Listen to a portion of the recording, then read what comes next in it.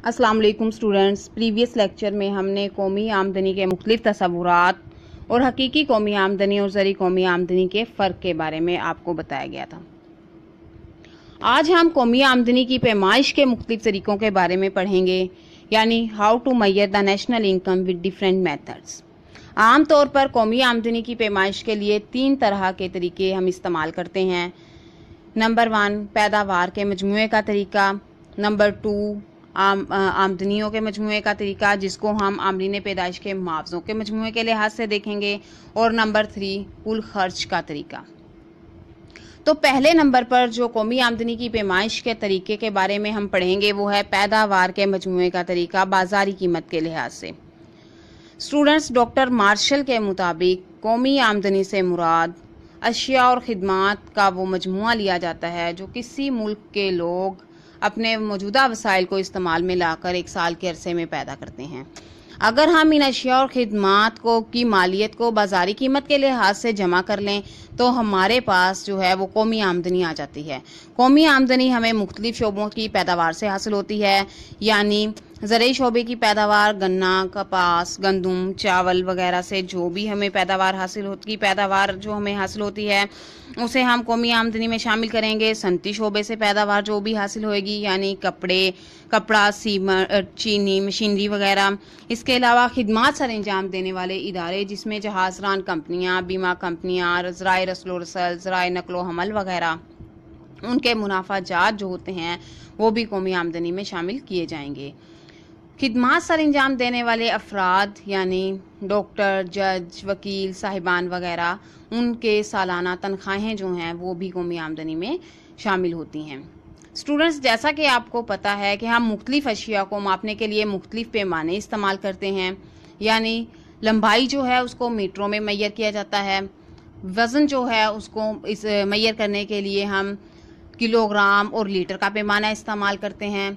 इसी तरह से अशिया और खिदमात को मैयर करने के लिए हम बाज़ारी कीमत को इस्तेमाल करेंगे, यानी अशिया और खिदमात की मालियत का अंदाज़ा बाज़ारी कीमत के लिहाज से लगाएंगे। लिहाजा कौमी आमदनी को इस पैमाने के तहत हम जब मालूम करेंगे तो उसमें अशिया और खिदमात की बाज़ारी कीमत के लिहाज से जो मालियत आएगी और मुख्तलिफ खिदमात सर अंजाम देने वाले जो अफराद हैं उनकी सालाना आमदनियों को जमा कर लिया जाए तो हमारे पास कौमी आमदनी बालिहाज बाज़ारी कीमत के लिहाज से या पैदावार के मजमूए के तहत कौमी आमदनी हमें मालूम हो जाती है। जब भी हम कौमी आमदनी की पैमाइश करते हैं या उसके बारे में हम तखमीना लगाते हैं उसकी अदादो शुमार हमें इस बात का ख्याल रखना पड़ता है कि वो अदादो शुमार बिल्कुल सही हों, क्योंकि उन्हीं अदादो शुमार पर हमारे मुल्क की जो माशी मंसूबे बनाए जाते हैं उनका दारोमदार होता है। लिहाजा इसके लिए हमें जिन बातों का ख्याल रखना होता है कौमी आमदनी की पैमाइश करते वक्त, उसमें सबसे पहले नंबर पर दोहरी गिनती का खतरा है। इस बात का ख्याल रखना चाहिए कि एक ही चीज़ जो है उसको बार बार ना गिना जाए। मसलन एक दफ़ा कपास की अगर हम मालियत को ले लेते हैं और दूसरी बार कपास से बने हुए धागे, कपड़े और रेडीमेड गारमेंट्स की मालियत को शामिल कर लेते हैं तो इस तरह से एक ही चीज़ को बार बार गिना जाएगा। इससे बचने के लिए बेहतर है कि हम या तो कपास की मालियत को ले लें और बाकी तमाम मराहल को छोड़ दें, या फिर हम कपड़े और जो धागा वगैरह है और रेडीमेड गारमेंट्स वगैरह हैं उनकी मालियत को ले लें और कपास की मिकदार को छोड़ दें।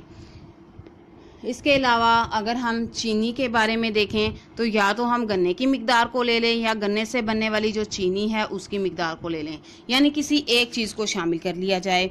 दूसरे नंबर पर ऐसी आमदनी जो है वो भी कौमी आमदनी में शामिल नहीं की जाएगी जो हम तफरीही तबाह की खातिर काम करते हैं, उससे हासिल होने वाली आमदनी, मसलन मुर्गबानी, बागबानी कोई शख्स अपने तौर पर अपने घर में करता है तो वो आमदनी जो है वो भी कौमी आमदनी में शामिल नहीं की जाएगी।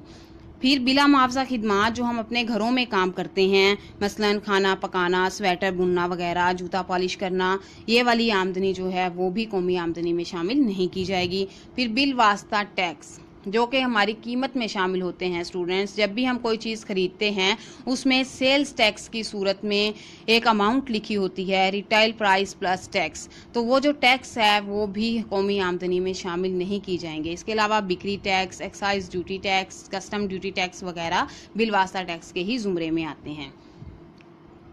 आगे हम कौमी आमदनी की पैमाइश के दूसरे तरीके की जानिब बढ़ते हैं, जो कि आमदनियों का मजमूओं का तरीका, पैमाना कौमी आमदनी।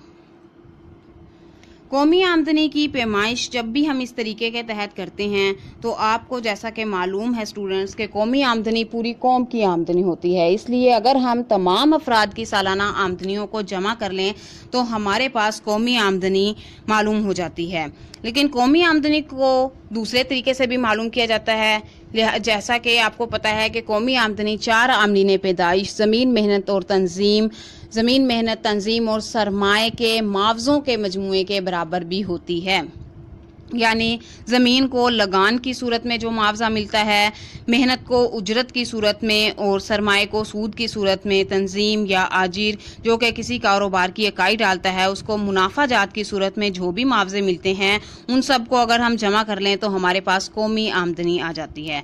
कौमी आमदनी को मसावात की सूरत में इस तरह से लिखा जाता है, कौमी आमदनी बराबर है लगान प्लस उजरतें प्लस सूद प्लस मुनाफा जात, Y = R plus W plus I plus pi. Here R = rent और इसको हम लगान कहेंगे, W स्टैंड फॉर वेजेस उजरत, I stand for the interest rate and pi stand for profit मुनाफा। इस तरीके के तहत जब भी हम कौमी आमदनी की पैमाइश करेंगे तो इसमें भी हमें कुछ एहतियातों का ख्याल रखना पड़ता है। यानी उसमें इंतकाली अदायगियाँ शामिल नहीं की जाती। कौमी आमदनी में इंतकाली अदायगियों से मुराद स्टूडेंट्स वो रकम होती है जो हमें बग़ैर मेहनत के हासिल होती है, जिसके लिए हमें किसी किस्म की कोई जिदोजहद नहीं करनी पड़ती। यानी पेंशन, वज़ाइफ, सदकात, खैरात, ज़कात वगैरह। और इसमें गैर कानूनी वसूलियाँ जो हैं वो कौमी आमदनी में शामिल नहीं की जाती। गैर कानूनी और गैर इखलाकी तरीक़ों से हासिल करदा रकूमात यानी स्मगलिंग, चोर बाजारी और ज़ख़ीरा अंदोज़ी के तहत हमें जो भी आमदनी हासिल होती है वो इस तरीके में शामिल हम नहीं करेंगे। तीसरे नंबर पर कुल खर्च का तरीका है। कुल खर्च के तरीके के तहत जब भी हम कौमी आमदनी की पैमाइश करते हैं तो हम प्रोफेसर फिशर की डेफिनेशन को लेते हैं। प्रोफेसर फिशर की डेफिनेशन में आपने देखा था कि कौमी आमदनी से मुराद अशिया और खिदमात की वो मिकदार ली जाती है जो हम एक साल के अरसे में खर्च करते हैं।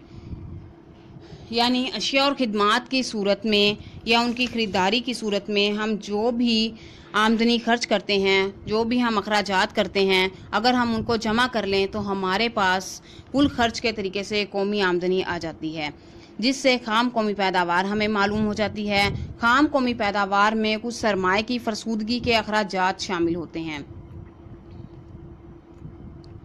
सरमाए की फरसूदगी के अखराजात यानी हमें मशीनों की तजदीद व मुरम्मत और तोड़ फोड़ के सिलसिले में जो बर्दाश्त करना पड़ता है, उन्हें अगर हम खाम कौमी पैदावार GNP में से स्टूडेंट्स माइनस कर दें तो हमारे पास नेट नेशनल प्रोडक्ट यानी खालिस कौमी पैदावार आ जाती है। खालिस कौमी पैदावार में कुछ बिलवास्ता टैक्सेस शामिल होते हैं जो कि हमारी कीमत में शामिल होते हैं, अशिया की कीमतों में शामिल होते हैं। उनको अगर हम खालिस कौमी पैदावार में से माइनस कर दें और जो हमें हुकूमत की जानिब से मुख्तलिफ कारोबार में मुख्तलिफ अलाउंसेस मिलते हैं, मराआत मिलती हैं, छूट मिलती है, अमदाद, उसको जमा कर लें तो हमारे पास जो मसावात आएगी उसे कौमी आमदनी की मसावात कहेंगे कुल खर्च के तरीके से। इस तरीके के तहत कौमी आमदनी में हम जो भी अखराजात शामिल करते हैं उसमें निजी सरफी खर्च, सरकारी सरफी खर्च जो कि हुकूमत अपने मुख्तलिफ कामों पर, मुख्तलिफ तरक्याती कामों पर खर्च करती है, अपने मुलाजमीन को तनख्वाहें देने पर खर्च करती है, सेहत, तालीम वगैरह और दीगर माशरती सहूलियात फराहम करने के लिए जो भी अखराजात करती है। इसके अलावा निजी सरफी खर्च जो कि आम अफराद अपने घरों में करते हैं अपनी ज़रूरत ज़िंदगी को पूरा करने के लिए। इसके अलावा हम निजी सरमायाकारी जो आम अफराद अपनी बचतों में से सरमायाकारी करते हैं और सरकारी सरमायाकारी को कुल खर्च के तरीके में वो इसमें अखराजात में शामिल करेंगे। प्रोफेसर केन्स के मुताबिक कौमी आमदनी की दो मसावतें होती हैं, सर्फ प्लस बचत और सर्फ प्लस सरमायाकारी। चूंकि इसकी राइट हैंड साइड कौमी आमदनी के बराबर है तो डेफिनेटली लेफ्ट हैंड साइड भी बराबर होगी। y is equal to C plus S, y is equal to C plus I. है C stand for the consumption, इसको हम सर्फ कहेंगे, एस स्टैंड फॉर सेविंग बचत और आई स्टैंड फॉर सरमायाकारी। आमतौर पर कौमी आमदनी को मैयर करने के या मुअय्यन करने के यही तीन अवामल होते हैं, बचत, सर्फ और सरमायाकारी।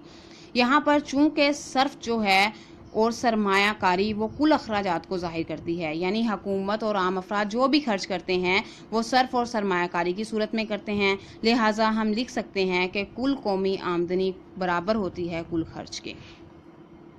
तो स्टूडेंट्स, आपने कौमी आमदनी के तीनों तरीकों के तहत कौमी आमदनी की पैमाइश के बारे में देख लिया है। उम्मीद है आपको समझ आ गई है। अगले लेक्चर तक के लिए अल्लाह हाफिज़।